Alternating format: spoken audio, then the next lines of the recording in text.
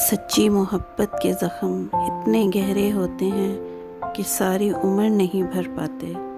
ज़िंदगी की हर नई ठोकर उन्हें ताज़ा कर देती है।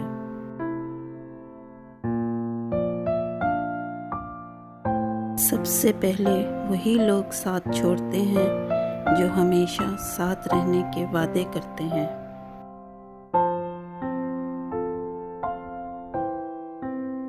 दर्द इंसान को दीमक की तरह खा जाता है।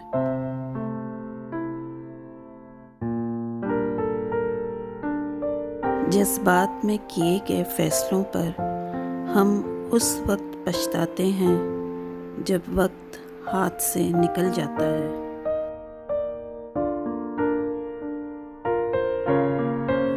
दर्द के सिलसिले कभी साथ नहीं छोड़ते।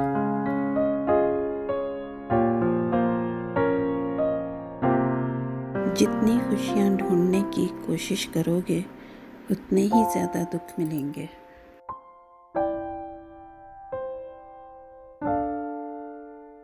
दर्द कभी कभी हमारी ज़िंदगी में ऐसे डेरा जमा लेते हैं जैसे उन्हें हमारे अलावा और कोई अच्छा ही नहीं लगता।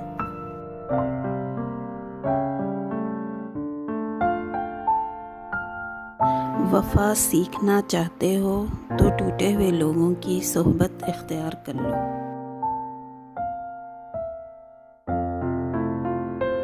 सबसे कीमती तोहफा